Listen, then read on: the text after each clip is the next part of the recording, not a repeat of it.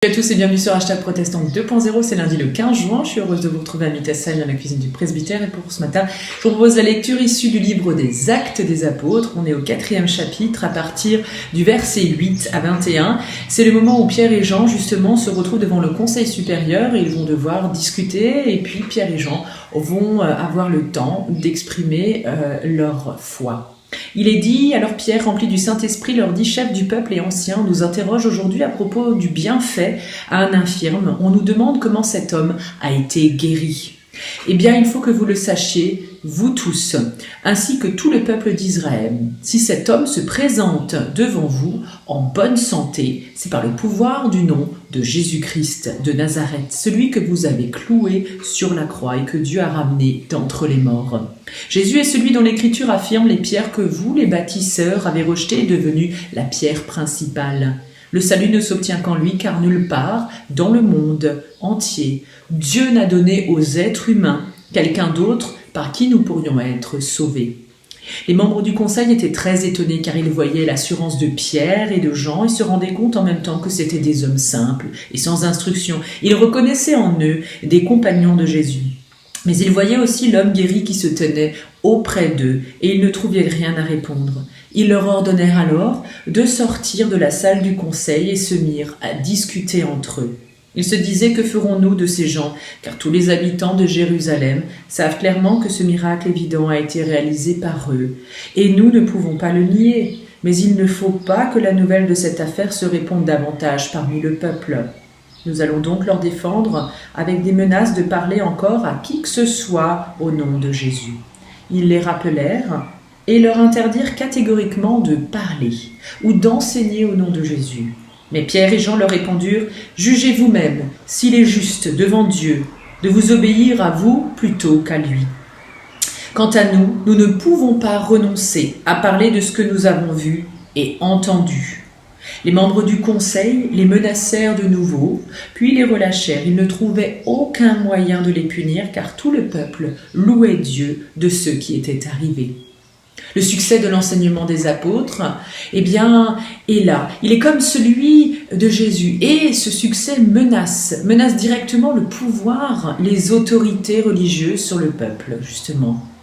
Pour les Sadducéens, surtout, eux qui ne croient pas à la résurrection des morts, cette proclamation de la résurrection de Jésus est un affront. On peut le dire, c'est inadmissible à leurs yeux. Et tout de suite, ils vont alors essayer d'user de violence pour faire taire Pierre, les apôtres et Jean. Mais voilà, Pierre et Jean sont des forces tranquilles. Ils gardent leur calme devant les membres du conseil. Ils ne peuvent pas, d'ailleurs, ces derniers, nier cette réalité. La guérison qui a été accomplie, au nom de Jésus, devant leurs yeux.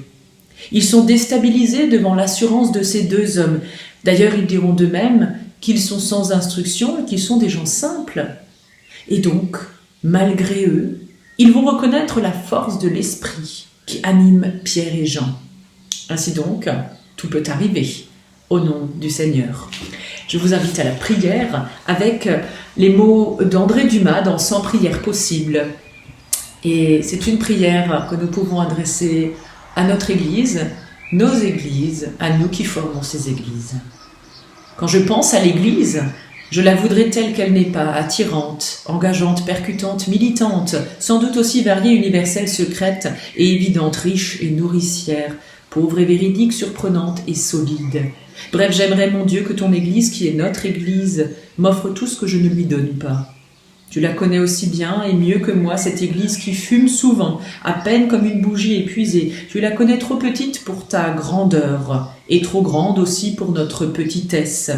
Une Église mal aimée et du coup mal aimante. Une Église dont la fidélité devient répétitive et l'infidélité habituelle.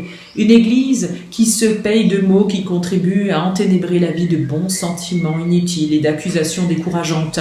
Alors mon Dieu, fais que je cesse de blâmer l'Église pour me dispenser moi-même d'y travailler. Fais que je cesse de lorgner ses déficiences par le trou de la serrure pour me protéger moi-même de franchir sa porte. Fais que je quitte le banc des spectateurs et des moqueurs pour m'asseoir au banc des acteurs et des célébrants, car ainsi seulement je m'arrêterai de regarder ton Église, qui est notre Église, pour y vivre avec tous les autres. Seigneur, tu convoques ton Église et tu la rassembles de jour en jour Comme sans cesse le berger rattrape la brebis qui boite et qui s'attarde. Comme sans cesse la raccommodeuse rattrape la maille qui file et qui déchire. Ton fils est à la tête d'un corps aux membres disjoints. Il est le premier-né d'une famille d'enfants séparés. Il est la pierre angulaire d'une maison inachevée. Mais c'est bien à l'Église que tu tiens, Seigneur, et non pas seulement à tous les individus, qui se préfèrent chacun eux-mêmes d'ailleurs. C'est bien à l'humanité entière que tu tiens, et non pas seulement aux membres d'un club. Ton Église est ainsi le signe visible de ton dessein total. J'hésite à l'appeler ma mère car elle ne m'a pas engendrée, mais je l'ai rencontrée. J'hésite à l'appeler ma sœur car nous ne sommes pas liés par l'obscurité du sang, mais par la liberté de l'esprit.